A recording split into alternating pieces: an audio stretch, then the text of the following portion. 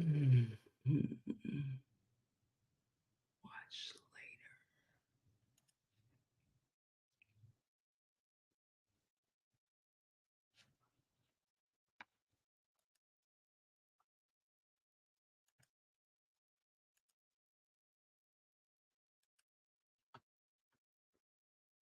Mm,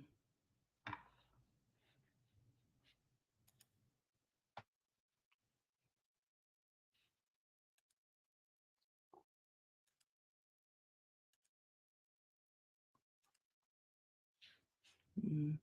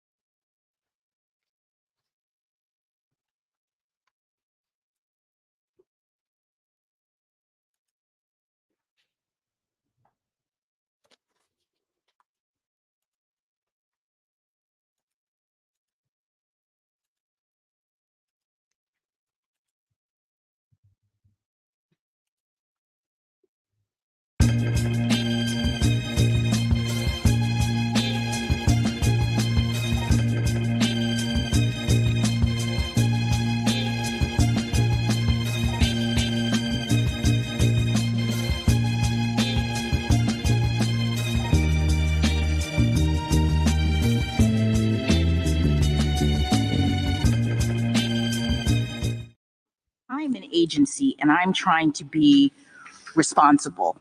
How is this going to work as a practical matter? Is the agency going to go to court every time it gets one of these undefined terms in a statute and seek, a declaratory judgment as to the meaning of adequate and controlled and well-controlled investigations before it goes forward with its policy? No. All right, so the agency can come up with its own definition and implement it and then wait to be sued with respect to that. And every term undefined in a statute, we're going to have litigation about. No, Your Honor. I think what the agency has to do is what everyone else has to do, which is try to figure out what the law means and then act accordingly. And if someone challenges that, then that'll get sorted out. If there's a legal question, a statutory interpretation question, then that'll get sorted out by the courts. But the agency isn't like paralyzed. What do we do about the chaos that we talked about in the city of Arlington case that comes from perhaps having different courts, right? We have 11 different, jurisdictions that have legal authority. So something like the definition of adequate and well-controlled investigations, you say the courts will sort it out. Well, first of all, it will take years, perhaps, for the courts to sort it out. What is the agency supposed to be doing in the meantime? And different courts from all of these different jurisdictions could actually have a different view, as Justice Sotomayor pointed out, of what adequate and well-controlled investigations are supposed to do. So a means. So isn't it sort of impractical and chaotic to have a world in which every undefined term in a statute is subject to litigation if you're trying to govern? Well, I don't think it's impractical. I think that to the extent that Justice Kagan's questions sort of indicate that there's actually a relatively small set of cases in which Chevron's going to make a difference, you're going to have that same problem with respect to the cases that maybe 20 years ago under a looser approach to Chevron wouldn't have gotten deference. Wouldn't you have more of a problem in a world in which we've gotten rid of Chevron because it's going to give incentives to parties to raise legal issues that they wouldn't have raised before? If I'm an agency and I'm trying to be... That is, of course, Judge Ketanji Brown Jackson and the Chevron versus the Natural Resources Defense Council. It's argument that's going on and could have some serious repercussions as far as the federal government is concerned, where agencies frequently use highly trained experts to interpret and implement federal laws. This is another one of those cases in which the MAGA crew brought and trying to just make sure that they eviscerate whatever is left of democracy. Welcome to the National Newspaper Publishers Association's Let It Be Known, and so much more is going on along those lines as we talk about every day. In Florida, for instance, the voting has taken place with the school board to eliminate any form of DEI in schools. We're going to talk about that this morning. And a GOP lawmaker from Kentucky, he's says he's dropping first cousins from the list of those who could be prosecuted for incest-related crimes. They are on just an all-out assault here. A judge has ordered Daniel Penny. You remember that former Marine who just decided to take a life on a New York City subway train last year? Well, he's ordered Daniel Penny to stand trial in the death of Jordan Neely. If you recall, Jordan Neely was a homeless black man who would perform on New York City subways to earn money to eat and etc. Well, that is going to go to trial. President Biden has proposed a drastic cut in bank overdraft fees, and the cuts are truly drastic. And if they are to be approved, it take place late in 2025.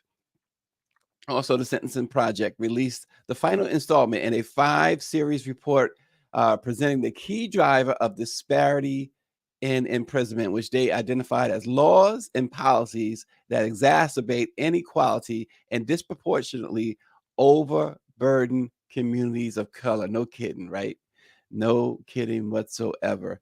We also expected to be joined by the one and only. In fact, he is here, the one and only Mark Make It Plain Thompson.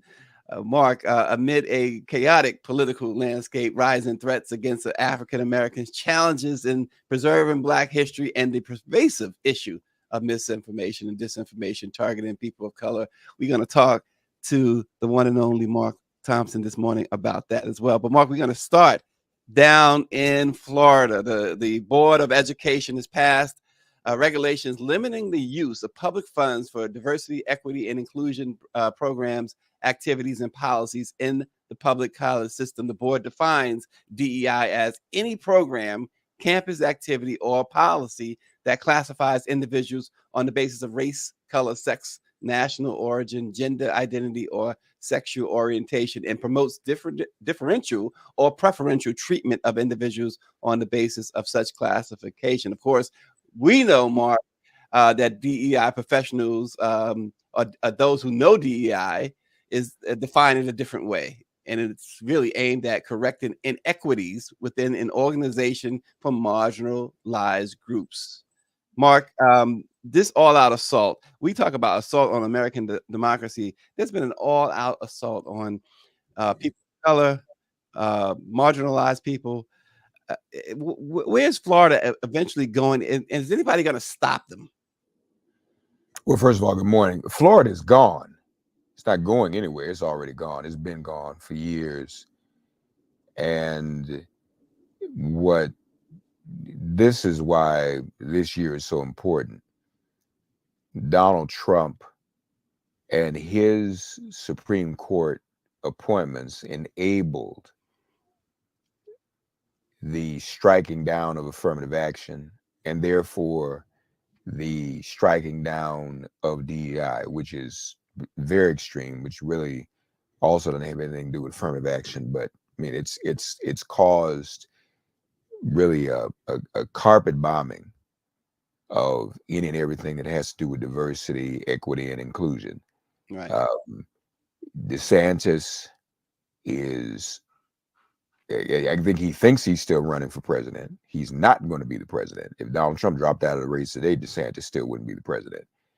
But obviously, this is his effort to try to appeal to the worst and the lowest common denominator of the electorate in Florida and the electorate in America. Yeah, and Mark, so we're seeing in real time constantly. We hear folks talk about this current administration and whether they criticize the president for being 80 years old, whether they criticize him for not doing enough, we do see so much where folks are seemingly turning a blind eye to, like you said, Florida's gone. Florida, you can't even accuse anyone of being a racist in Florida anymore. I mean, that's law. You can't read a book by a black person in Florida. It's law. I mean, Florida is gone, like you said, but we continue to see in other places, and we continue to see certainly from the top candidate on the Republican side and all of his minions.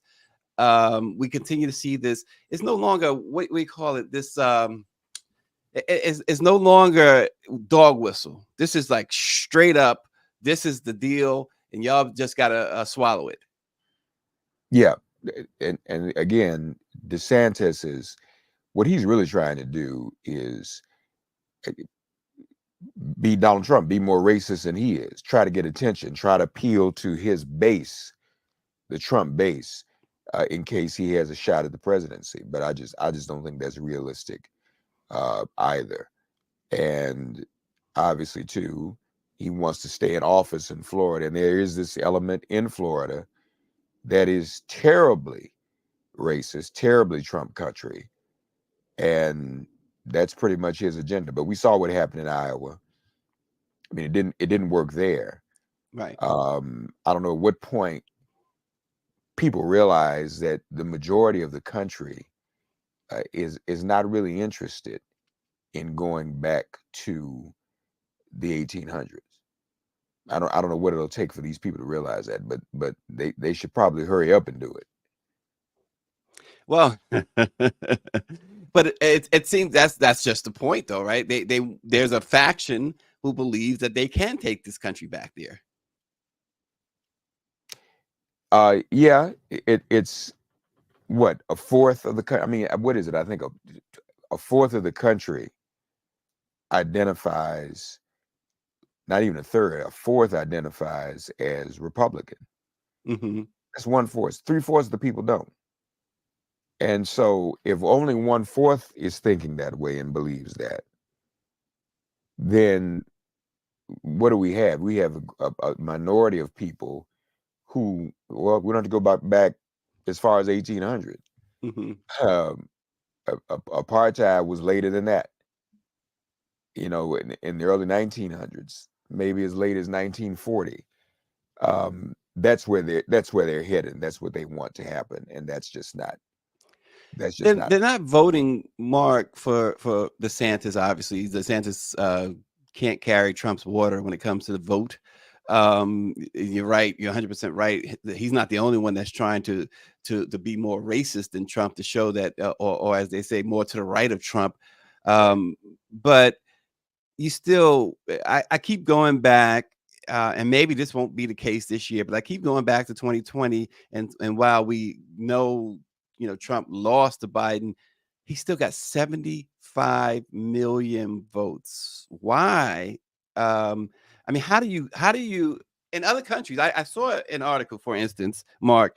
Someone wrote an op-ed, I believe it was Politico or somewhere, one of those outlets, and they really broke it down, I thought, very well, about the fact that they can still support someone like this, but yet on the other side of their mouth, they also speak about American democracy. But 75 million people still cast their vote for this guy, knowing who he is, knowing who he has always been. Why would there be any different this time? Well, I think we'd like to believe that people know more about him now and have been exposed to some of his foolishness, not the least of which is January 6th. So I guess the thinking is that there are those who voted for him before who wouldn't again. That's not an impossibility. We saw what happened in Georgia. And when the Georgia election official, was it Raffensperger, testified, I may have the name wrong, testified before Congress, Stacey, and Trump is on the phone saying Find me 16,000 more votes. Give me 16,000 votes. Mhm. And he said, well, man, that won't help you because there were 39,000 Republicans who didn't vote for you in Georgia. Mhm. That's before January 6th. Right. Right. January 6th hadn't happened yet. They weren't aware that he was an insurrectionist. Had not seen that. What in Georgia now? This ain't any place. This ain't up north somewhere. This ain't out west, Midwest. This is Georgia. What was going on in Georgia that many Republicans did not vote for him? That's not necessarily to say that they voted for Biden, but they didn't vote for him. They left him off. Mhm. So you have to kind of at least hypothesize that if that could happen in Georgia, and now we've had January 6th, multiple indictments. Yeah. It's just that he went berserk In the court. with E. Jean Carroll, and that was over. Right. He lost the case. Then he starts talking about the woman again and running her down. And the judge said, okay, boom, here's some more charges for you. Yep. More sanctions. Just insane. Yeah. And So, Mark, I think I may have said this on your show before. Mhm. The importance of the New York case and the money case. Mhm. He made his bones here in New York. People are fascinated with him because he's Trump. And there's Trump buildings, and he's allegedly a millionaire or a billion, whatever he's supposed to be. We know. I mean, once people realize that's not really true, and that luster comes off, you don't become a TV star, a reality TV show star. You don't become somebody with your name on a bunch of buildings because you from Mar-a-Lago. You in Mar-a-Lago, nobody knows who you are. Matter of fact, you're not even in Mar-a-Lago anymore. right. So people, the cult is always fascinated with its leaders' wealth, largesse, and success. Once the cultist loses that, the leader loses that, you know, that people are like, well, maybe I can move on to something else. Maybe this isn't as big of a deal as I thought it was. Mhm. And maybe I'm also seeing some of my friends who've been locked up following him. Nobody went down to January 6th on their own. Nobody else wanted that but him. Nobody else encouraged that but him. So you would like to think that people would wake up from that. I don't know. It remains to be seen. Well, But you know, you made a great point. You talked about the number of Republican voters as compared to Democrats. You talked about that, but also we hear a lot. There is no real Democratic race for president. We know that Biden is going to be the nominee. That's a given. So we are focused a lot on what the GOP has been doing because of the debates that few people are paid attention to. We look at the ratings are horrible and all of the debates. In fact, they canceled the one that was coming up this week. Nikki Haley dropped out of it. DeSantis has dropped out of it. Are we just, and you travel a lot, and you and not just travel a lot, you're around, you converse with so many in the know folks, but are we overthinking or overblowing how Trump is winning on the Republican side? Are we just giving them too much credit to say that, man, he's building enough momentum to beat Biden? Are we giving them too much credit? Is it that, what I'm asking too is that, is it enough of them to overcome what the Democrat voters? that there's enough of us who won't vote. That's the trick. It's not about what they do, it's about what we do. We have enough on this side to beat that. The question is whether people are going to actually get out and vote, whether or not the enthusiasm is there. You know, people talk about the enthusiasm gap. The key demographics, as we've said before, are the African-American elected and suburban. Second demographic that's important, suburban, college-educated white women. He's lost them forever. The Republicans seemingly have lost them after the reversal of Roe. In every election since Roe, those women have made the difference, and Democrats have won those elections. So I don't think anybody's going to. I don't think we're going to lose them. You know, whether or not African Americans, and we're hearing out. We don't know how true it is, but Black men are attracted to Trump, some of them being picked off, Ice Cube and his foolishness. Those are the things that are going to hurt us, that are going to be problematic. But if we do our job, and if everybody stays at home, just like on the football field, we stay home, hold that line, we can win. I see Greer's asking about Stefanik. Right. No, Stefanik is not Roe. This is about Roe. Liz Cheney couldn't win these women back. You have taken away women's bodily autonomy, period. And I don't think women are ever going to forget that. They are mobilized by that, because we knew it would happen. A lot of them didn't realize it was going to happen. Now that it's happened, they're mobilized. Well, it's gonna obviously it's gonna be interesting. It was just curious how you framed it, because we tend to look at it like, well, this guy is. How can they support him? How can so many people support him? Well, we really don't know that. Well, those who support him are white supremacists. That's how we know. Those who support Donald Trump hate us. They are white supremacists. They hate immigrants. They hate all people of color. They hate women. If you support Donald Trump, you are only about the well-being of white men. Period. Not about anything else. There's nothing that he offers women, white women, no women. There's nothing that he offers people of color. So if you're supporting him, we know exactly what you are, and we can't beat around the bush about that. Well, Mark, in Kentucky, state representative who, speaking of reality TV, he was a reality TV star. He was on Survivor. Now he's a rep in Kentucky. He is now trying to do the moonwalk a little bit, backtrack after a bill he filed would have removed first cousins from the list of familial relationships outlawed by Kentucky's incest laws. State Rep Nick Wilson said he plans to refile his legislation with the list fully intact. It's just, again, he says that, oh, it was a mistake, but he's going to refile. What does this? Let's just briefly, because it's so disgusting, but just briefly, what does this also signal, or should signal, to people about the GOP as a whole? Yeah, that wasn't no mistake. That was you don't file something like that unless you know that's something that you have some experience in, or there's something that you want to appeal to. You don't file something like that.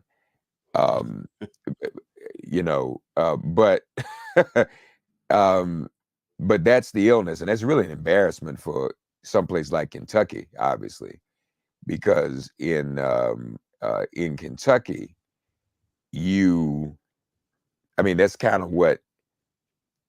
that's kind of the joke about Kentucky and white folks in Kentucky and incest and all of that. So yeah, and he played right into it, didn't he? He played right into it. He absolutely played right into it. It's again, is that also, or am I overreaching? Is that also, Mark, just an indication, another indication of where Republicans are? Yeah, I mean, well, where the culture is who supports that kind of thing is backwards. You want to go back and try to talk about marrying some cousin? Yeah, absolutely. Yeah, this is also a party who, and I don't remember, Mark, if it was in Kentucky. I don't know if you remember this from last year, early last year. One of the representatives, I believe it was a state senator, who was pushing a bill to legalize marriage when the woman. It didn't say anything about the boy or the male, but when the woman turns 12. And it just, no one seemed to get too upset by it. Although they did stop that bill and I believe it was Kentucky. I could be wrong, but no one seemed to be upset. We are no longer as a I don't say we, but when I say we, I mean this country as a whole doesn't seem to be too upset when it comes to children anymore being harmed. You remember when Doug Jones ran against Roy Moore in Alabama, Mm-hmm. and black women stopped Roy Moore in terms of voting. They voted against him as well. He lost. A lot of white women voted for Roy Moore. There's still people alive, unfortunately. There's still a generation of folk alive, of women who were forced to marry at a very young age, and who were forced to marry maybe even their cousins. I don't know. So until you cycle that out, you're gonna have that. And the people who are doing that kind of stuff obviously have relationships with others who are still impacted by that kind of life. Look at that dude. He looks crazy. Yeah, that was Missouri, and of course, Greer being Greer, with all the greatness comes up with it. He just flat out defended 12-year-olds getting married. A 12-year-old can't even change; it can barely tie his or her shoe. But they let wouldn't want alone 12-year-olds to vote. They wouldn't want younger people to vote, though. They wouldn't want that. You can get married. You can get married and get knocked up, but you can't vote. right. You can't, but that's what. But it all goes together now. If you want to take away, see, I was talking. I had a guest on my show yesterday. People talk about abortion. I never say it that way. I talk about women's bodily autonomy. That's the whole thing, Mm-hmm. not just abortion. All these states with those young, that's about women's bodily autonomy. Well, Mark, there in the great city of New York, a judge yesterday declined to dismiss the case against former Marine Daniel Penny, who placed a black subway rider, Jordan Neely, into a fatal chokehold last year. Penny, who's 25 years old, I should say, pled not guilty after a grand jury indicted him on charges of second-degree manslaughter and criminal negligent homicide in the May 1st death of Neely, who was 30 years old, a known subway rider who performed dance routines in costume as Michael Jackson. He just was apparently, by all accounts, was having an episode, but was no immediate threat. Apparently, no immediate threat to anyone. But Daniel Penny decides to take matters into his own hand and take this young man's life.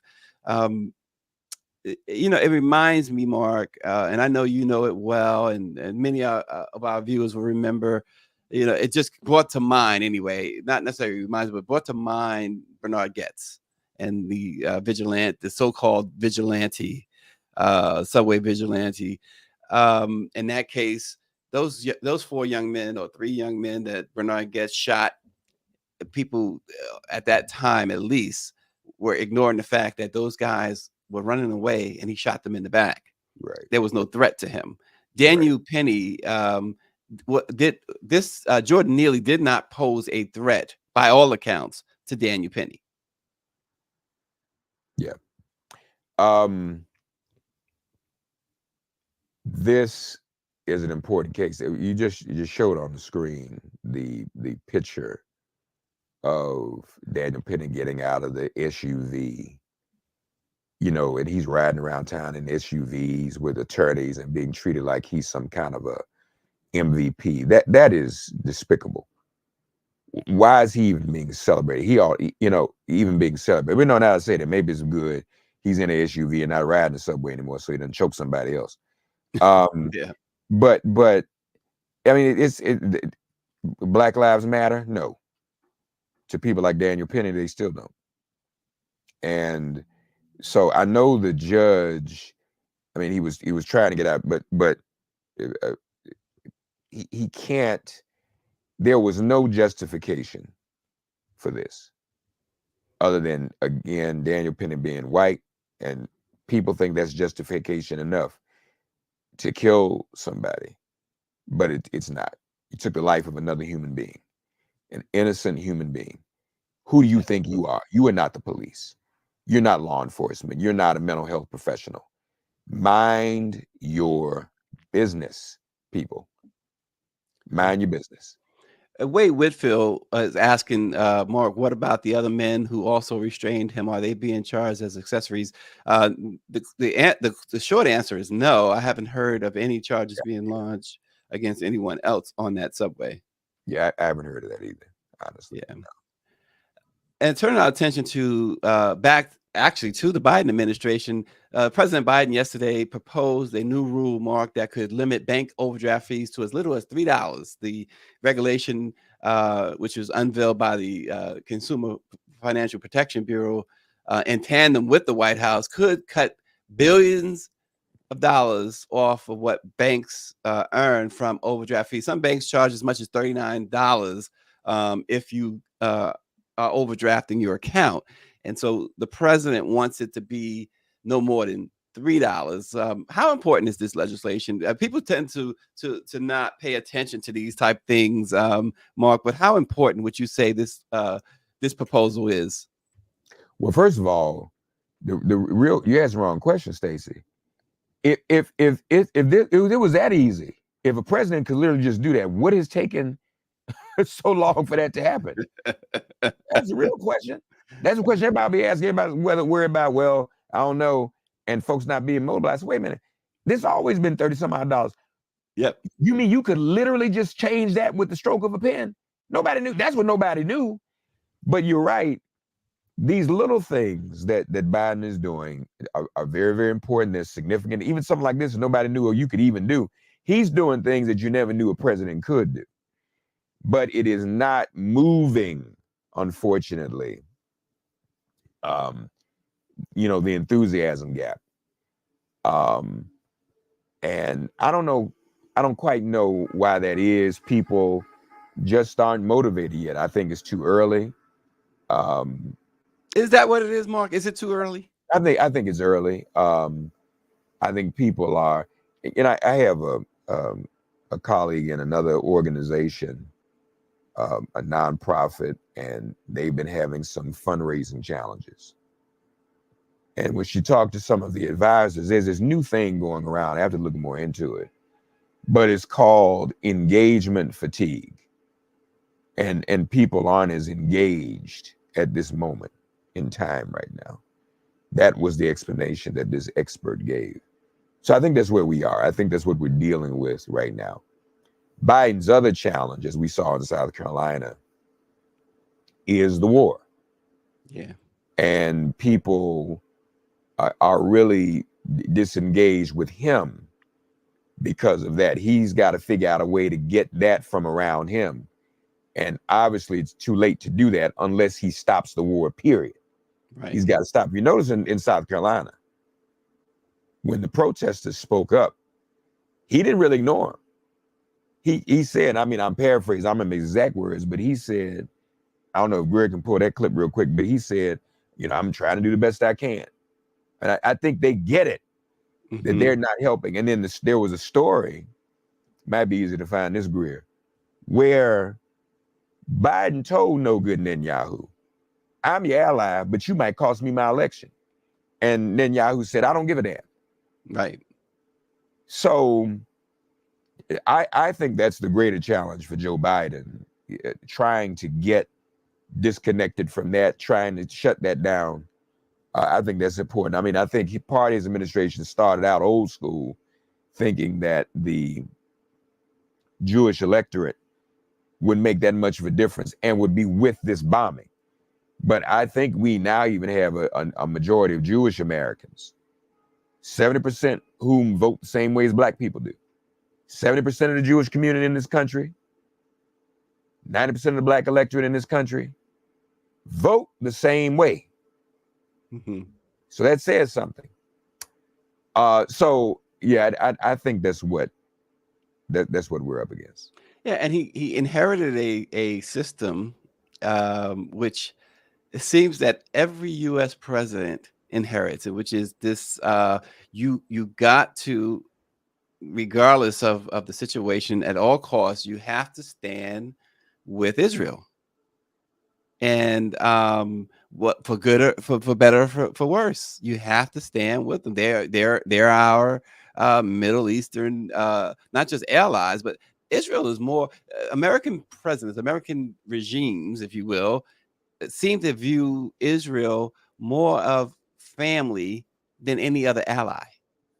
Well, but that really became more prominent in the H.W. Bush administration because he got the resolution overturned. See, in the United Nations, it was on the books that Zionism was racism. And he got that overturned for whatever reason. But I think we also know that Israel, to many White Houses, has been a problem. And you know, sooner or later you're in a White House and you grow weary because Israel pushes it. It pushes it too far. You're our friend, you're our ally, but hold up, you know, and it causes a problem.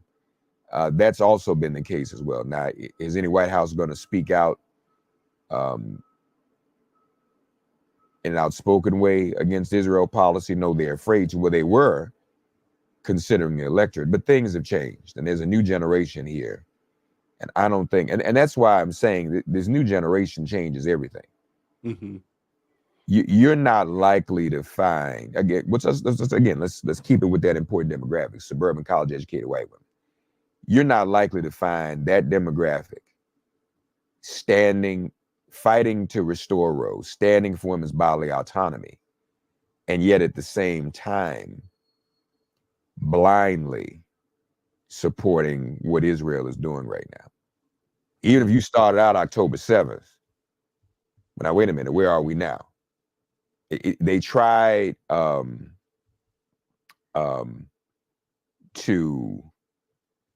talk about the decapitated babies or the dead babies. That turned out not to be true. Right, right. And so what did they do next? For one day, it took over the headlines, the rape of women. But that didn't, true or not true, that didn't hold. That didn't captivate the public. Exactly. The demand for this to end, the demand for a ceasefire, right, is still where the majority is. Yeah, Power 96 says, thank you, Mark. I have learned something today. George H.W. Bush overturned Zionism as racist in the UN. I did not know that, he says. Well, let me be clear. He didn't do that single-handedly. He pushed the United Nations to change that piece. But, you know, when you have decades, that's on the books. Zionism is racism. That's how the world saw that. That wasn't for 5 minutes. I have to go back and look and see when that, Griff, you can look that up. The year that resolution was adopted that Zionism was racism. I don't know how long that was on the books, but it was on the books. Mm-hmm. And Bush, it was kind of, I don't remember what caused him to do that. It was a little bit random. It was never random. I mean, it was probably something he was doing that he didn't want us to know he was doing. Or there was a motivation for it. But Zionism was racism. Well, David Youngblood says Israel has lost the support of the world. They were in a morally superior position on October 7th and now have lost that moral high road. And it seems, Mark, as we talk about that, you know, more and more information has come out, which has really fueled these protests that Israel, how did they not know that they had a year, based on reports, they had a year advance notice that this was going to happen, how it was going to happen, and pretty much when it was going to happen. And they knew that because Hamas is an organization that they funded. The Zionism, United Nations General Assembly Resolution 3379 was passed in 1975. Zionism is racism. I just looked it up. So yeah, they were aware of that. And we also have to see things as being bigger than that moment. This is not just about October 7th. Mm-hmm. This is about further subjugation of the Palestinian people. It's about the clearing out of Gaza. There's a rumor. Well, first, this is not a rumor. The relationship that exists between Putin and Netanyahu That's there. Folks, if you go on, when we finish this broadcast, Google Putin Netanyahu and then click images. You will never see more pictures of any two individuals together on the internet than those two. Why, with at least a third of Ukraine being Jewish and the president of Ukraine being Jewish, why is Israel not involved in defending Ukraine? Because Russian missile defense systems are throughout the Middle East. And Putin says to Netanyahu, if you want to bomb anybody around here, I won't shoot your missiles down if you stay out of Ukraine. The other rumor is, if you stay out of Ukraine, if I keep winning the war in the Ukraine, then I'll resettle all the Ukrainian Jews in Gaza once you clear it out. That's unconfirmed, but it's possible. Yeah. And then Trump, Putin, and Netanyahu are a threesome. This is a menage a trois. So when this happened, I called it. This is 1980. This is Jimmy Carter. This is not just about what happened on October 7th. This is about restoring Trump to power. So in this case, Trump is Reagan.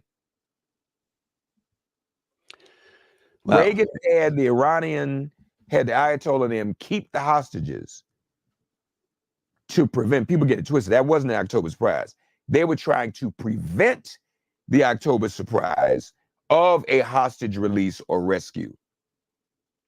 So HW again, we're back to HW, former head of the CIA, flew to Paris with the future head of the CIA, William Casey, to meet with the Ayatollah in Paris on Osama bin Laden's father's plane.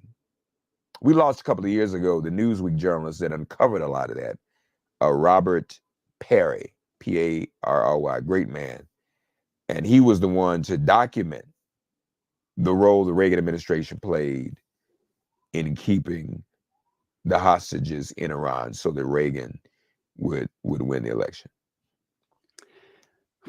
Yeah, and you know, if you recall, I know you recall, but if folks recall, Carter sent a military team in there on a rescue mission of the hostages, and somehow that leaked to Iran, and they were able to shoot down those American planes. They say the planes crashed out in the desert outside of Tehran, but the rescue mission, of course, was unsuccessful. So I wonder, Mark, how much that was leaked to Iran as part of all what that picture you just painted, that real picture you just painted. It seems to me that Carter had folks inside his White House that betrayed him as well. Oh yeah, it was because of this. It was a lot of that going on. The analogy is not direct, but it's very similar. You have a Democratic president, you have a crisis in the Middle East, you have hostages. So yeah, it's something to be concerned about, and this White House needs to find a way out. Yeah, absolutely. Well, Mark, I want to switch gears now to with all of this chaotic political realities of today, the chaotic world. How about the Black press? How do you view the Black press navigating this chaos? Well, I mean, I think you're an example. What we have to do as the Black press is continue to bring relevant information to our audiences. Let our audiences know, our readers, our subscribers know, our viewers, inform them on what's important, what matters to them. Again, I'm going to have on my show in the next day or so, Monifa Bandelli of Moms Rising. And she talks about the black maternal mortality rate. So when we say women's bodily autonomy, that's not just about the right to have an abortion. Okay, this is about women's rights to have agency and protection over their own bodies and to be able to protect their bodies themselves. So that's information we need to inform people about. We got to reach the black men who are, for whatever reason, and I hope it's fewer black men than they report.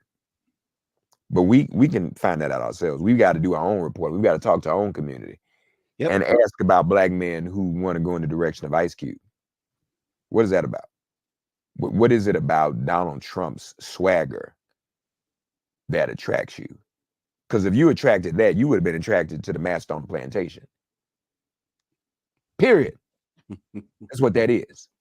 You would have been in love with the master on the plantation. And we know that black men had no bodily autonomy themselves on the plantation. They were sexual abuse wasn't just black women being impregnated. So you a black man running to the massa. But do you want to be abused and violated? Seems like it. Seems like that's what's going on. Now there's another rumor that Trump's gonna pick Uncle Tom Ben Carson as his running mate. And I kind of hope he does. Because I think that would mobilize more people in our base. I think that would mobilize many in the black community, strangely enough, to wake up and say, wait a minute, Ben Carson, because everybody knows what Ben Carson is. Right. So you do believe that would kind of light a fire under the black voter base? How could it not? How could it not? Do you think Trump would indeed pick? I mean, he keeps talking about a woman. Do you think he would indeed pick a black man? But well, that's not a black. Ben Carson's not a really. Right. Well, yeah. Well, we say it all the time in the show. He's somebody in blackface, but on the man's right. He's the man on the box. But I heard from a fairly reliable source that's a possibility. Wow, interesting. There's and they talk about Stefanik. Nobody knows who Elaine Stefanik is. She had her one moment in the sun. I don't see her mobilizing the whole nation. It's still about him. Right. I don't see him picking Nikki Haley. I don't see, even as whack as she is, I don't see her accepting it. I mean, that'd be pretty. That just looks crazy too. I mean, you're out here now. For the first time, she's actually acknowledging the man, has got some legal troubles. She's kind of going against him. She's desperate. But maybe Nikki helps us too, because you put somebody on the ticket who says the Civil War was not about slavery, and that America's never been a racist country. Yet she says she experienced racism when she was growing up. But go ahead. And her parents, Michael Harriot of the Griot, our good brother, and he's always good at the history, talks about how she would not be where she is if not for black people. Her parents worked at an HBCU. They taught there. That's how they made it and established their middle class after immigrating here or whatever they did. So, Nikki, you need to bow down every time you talk about black people. Because if not for that HBCU, I don't remember, was it Voorhees? I don't remember which one it was, but you would not be where you are. Wow, breaking it down as who wrote one of our, I think it was Power 96. Yeah, he says, no, you will never get this information on ABC, CBS, NBC, or Fox. He says, I am researching all of this after the show. I am motivated. So Mark, of course, Voorhees, you're right. It was Voorhees. Austin, of course, chimes in, says it was Voorhees. Threats against the very existence of Black America, of course, we've been talking about it, is ever president, what type of strategies, Mark? Let's talk strategy for the Black press and when it comes to Black America, Black journalists. You mentioned Michael Harriot, indeed, one of the best out there. What's the role that we must play, and your view of a strategy? Well, I think we have to work together. There has to be unity. We can't just be all over the place. You're part of the National Newspaper Publishers Association. I am. My first job in journalism, professional job, was with the Washington Afro-American in Washington, D.C. way back in the 80s when I was just a pup, literally a cub reporter, as they used to say. But one of the things, folks, that as we see the decline of print media, really the decline of media. Yeah. You just had somebody with the Sinclair Group, was it, that bought the Baltimore Sun? Baltimore Sun. That's problematic. Extremely. And then they stand there with Armstrong Williams and you know, somebody else in the blackface. Over the years, you see people out socially. You try to be polite. I've been polite and gracious to Armstrong. In fact, he thanked me when I spoke out. Remember when he was with the Bush administration, mm-hmm. and they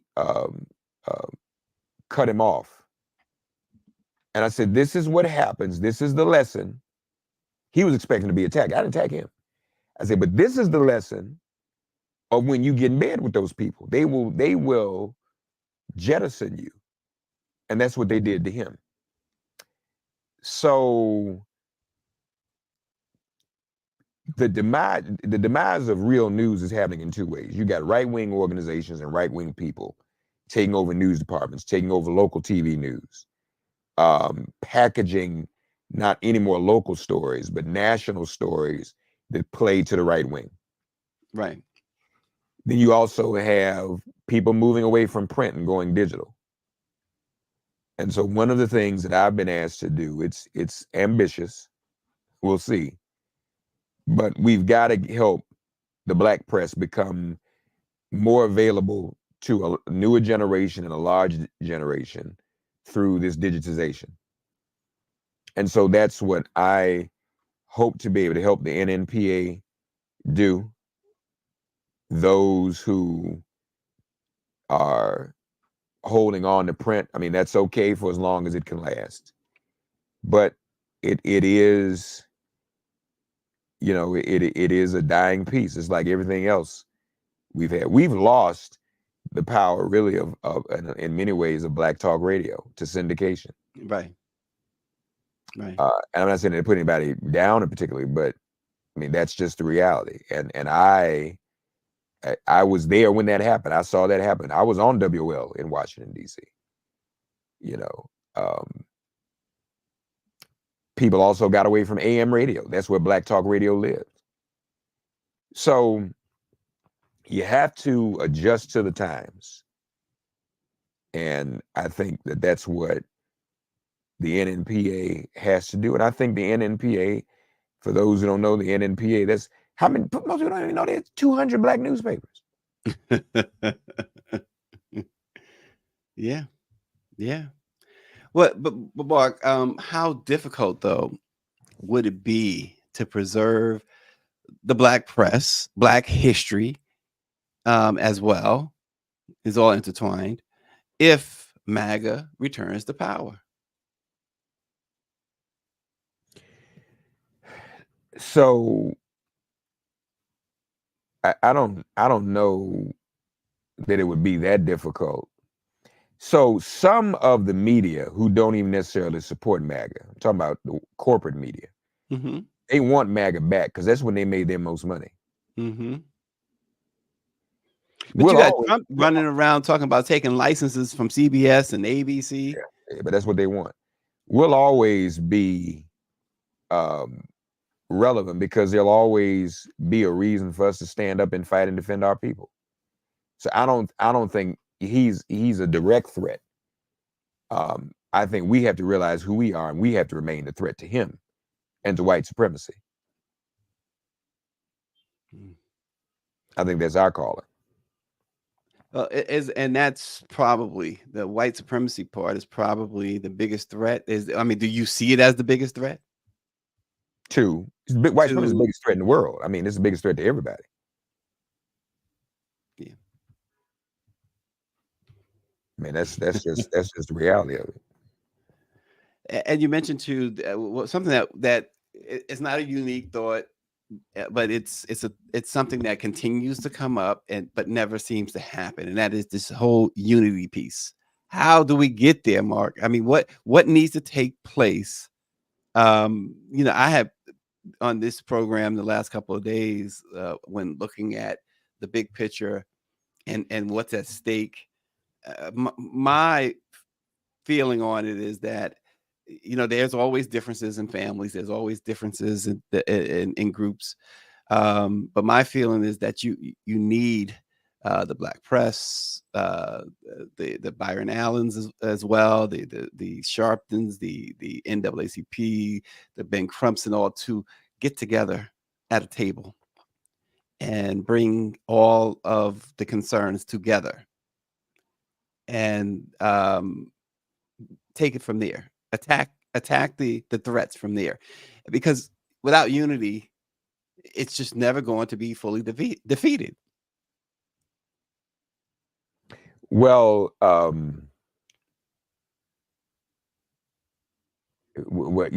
thought we were talking specifically about the NNPA and the Black press. And when I say unity, I mean that's what I'm talking about. Obviously, yes, it would be ideal to have unity across the board in every place we can have it. But in some cases, the challenge to unity is affected by who really is pulling the strings. And often where you find different groups of different people resistant to unity, resistant to coming to the table, then somebody else is pulling the strings. Mm-hmm. Yeah, I guess it goes along with what Power 96 is saying here. He says, remember, Sister Harry couldn't convince everyone to run off the plantation. So I guess he's saying, he's speaking your language there too, Mark. It's all about doing what's best, right? I mean, that's what it should be about, right? Doing what's best. Yeah, it certainly is. And the best thing to do is for us to come together as a people and have unity. Yeah, absolutely. Well, Mark, before we sign off this morning, I know that you have something else that you've been working on, or at least touting anyway. Talk a little bit before we play it about what we're about to see, this music video. Well, a group of us came together and wrote a song calling for a ceasefire. And myself, Nabil Lentz, Philip Jobert, the two of them from the spiritual music group Common Hymnal. You all check them out at Common Hymnal, really great group of people. This is our second collaboration. We wrote HR 40 a couple of years ago. I think it's been 2 years, yeah. Wrote the HR 40 song together. And we were at a retreat. And what was on everyone's mind was what was going on in Israel and Gaza. And so we said, why don't we write a song about ceasefire? And we did. And it ended up expanding into a lot of very, very significant people, everyday people, as well as some civil rights and religious icons. Right there is Dr. Mitri Rahev, there's Dr. Alva Carruthers, Reverend Jesse Jackson, Reverend James Lawson, Reverend James Forbes, Bishop Vashti McKenzie. Right there's Ariel Gold with Fellowship of Reconciliation. There's Alan Bozak you just saw, Linda Sarsour. Alan Bozak was one of Nelson Mandela's and Bishop Tutu's right-hand men. That's Ayanna Gregory, who is Dick and Lillian Gregory's youngest daughter. She sings the lead on the song. So it Right. it expanded us doing a whole full-fledged music video that I confess consumed me because it was a lot of work to do that. We didn't have a whole team of people, but I'm thankful to the team we had. And Rodney Minor, Henry Joseph, Jack Sullivan, Bishop Dwayne, Reverend Jack Sullivan, Bishop Dwayne Royster, who also were co-writers. There were 5 of us all together. I think I'm right, about 5 or 6 of us. Ayana stepped in with some verses. And so we all contributed to the writing. Malkia Lydia, Free Benjamin helped with the editing. And then we have this cast. People should go to ceasefiresong.com and see the symphony of voices and effort that went into this. Took a little longer than expected because it got that big. We've not seen, this is the first music video that Reverend James Lawson has ever been in, that James Forbes has ever been in, Reverend James Forbes and people like that. And it's even the music video debut of Ayanna Gregory's own mother, Lillian Gregory. She takes part in it. And all of these voices coming together to call for a ceasefire in Dr. King's holy name, because that's what he would have done. So we invite people to check it out. It's on my social media at Minister with 2 T's, Make It Plain, YouTube, Minister, Make It Plain, either one, Minister with 2 T's or Make It Plain. You'll find it. And you can go to ceasefiresong.com and see it there. And you can download it there on the website and share it. You know, it's I guess the best way to draw an analogy is, you know, it's got, you know, sort of a We Are the World kind of a vibe. Yeah, so I was going to say, it sounds like it. Yeah. And so people should check it out. And also, the song is available wherever you get your music, Apple, Spotify, all the music platforms. It's there as well. And, you know, now that I say that, Stacey, acknowledging We Are the World and Stevie Wonder's role in that. So watch this. So I co-wrote HR 40. Stevie Wonder and I are the only 2 individuals to have written music specifically about a piece of legislation and specifically about a piece of John Conyers legislation. Stevie Wonder wrote Happy Birthday for the King holiday bill. I co-wrote HR 40 for the HR 40 bill. Stevie Wonder was a big part of We Are the World. And now ceasefire kind of seems like a We Are the World kind of piece. So when you look at that, that means that there are tremendous commonalities and similarities between me and Stevie Wonder. So essentially people should now start speaking about Stevie Wonder and me in the same sentence. That's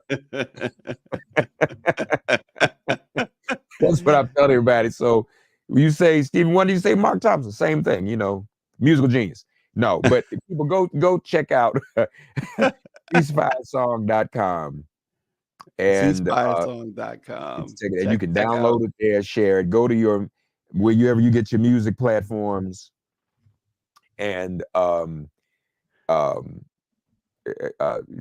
the song as well. Listen to it. It's a great song, and a lot of people have enjoyed it.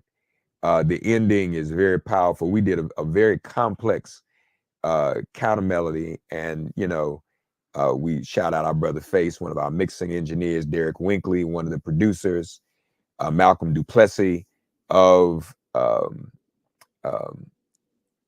Common Hymnal. So it's really been a meaningful journey. It was a difficult. Let me tell y'all something. Doing a music video ain't easy. In fact, I was saying to one of our cast members yesterday, Asmira Hamuri Davis, and Asmira is one of the leaders in Black Christians for Palestine, and she's in the video. I said, Asmira, you know, I've always been involved in the movement in the streets. I'll protest, I'll go to jail, you know, civil disobedience, all that. And I said, it is easier for me just to go out here in the streets and demonstrate and go to jail than it is to do a music video. That is, it's a lot easier. Even at this stage in my life, Wendell Griffin there, you saw this Bishop Vashti, you saw Tamika Mallory, James Forbes, Alva Carell, you saw Tamika Mallory. There's Reverend Jeremiah Wright. There's Reverend James Lawson right there. So, Austin Cooper says it's we got to rename you Mark Wonder Thompson. That is, listen, he gets it. I said that to Asmira, and she said the same thing. She put Wonder in my name. So, or said we're equal. You might need to call Stevie Mark Wonder. But there you go. Well, just give me his it's name. All part of Mark. Give him my name too. See, it's all part of Mark Thompson's song "In the Key of Life." That's right. So no, it's but again, it's not just me. This was a great, again, the Billings, Philip Joubert, Reverend Jack Sullivan, Bishop Dwayne Royster, Ayanna Gregory. We all collaborated on the writing of the song. Yeah. And as you saw, people are very pleased to see Reverend Wright, Linda Sarsour, as well as in one of our leading Palestinian activists here in this country. As I said, you saw Tamika Mallory, Pastor Michael McBride, who organized the black clergy to put a full-page ad in the New York Times calling for a ceasefire first. And at the very end, the very special person has a cameo in the video, and that's Joy Reid herself. Folks, check it out. Check it out, y'all. Ceasefiresong.com. And download it, folks. Share it. Download it and share it. Yep, absolutely. You know, because let me tell you, there's so many ways, folks, for us to express what's going on here, and to deal with what this issue really is. And this is just one other creative way to do it. You know, all of us can't get in the streets. All of us can't leave work and do that. But put the video out there, support it, and let people see that on your timeline, so you'll be on the record that you too are calling for a ceasefire. Well, we asked in the video, what would Dr. King do? We asked God, is this WWJD? What would Jesus do? WWMLKD. What would MLK do? And he stood for nonviolence. He stood against all war of any kind. And we're approaching the number 30,000 dead. Let me just say one other thing. This is not just about October 7th. You think about this, y'all. If you're bombing and killing a population of people, the majority of which are youth and teenagers, what are you really doing? You know what you're doing? You are trying to radicalize them so you can create another Hamas to keep this cycle going. You see, because war is an industry, y'all. Some folk live off of war, live off of conflict. You gotta have a permanent war and a permanent boogeyman. All right, so think about that as we're watching this unfold. Because what's gonna happen to the survivors of this? What are they gonna do? We all believe in nonviolence, but if you infiltrate that population with another group of people, the same people that have helped through the infiltration of the Palestinian people through Hamas, you got the same thing all over again. And it just keeps, it's an ever spinning wheel. So that's what we got to fight against. Ceasefire, y'all. Ceasefiresong.com. Well, tomorrow we'll be talking about when Charlie Kirk went after MLK's legacy and the legacy of the Civil Rights Act on his podcast this week. We're going to talk about that tomorrow.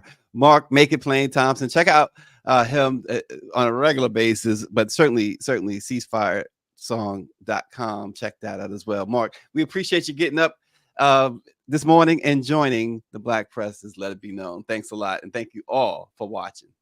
Thank you. Thanks for having me.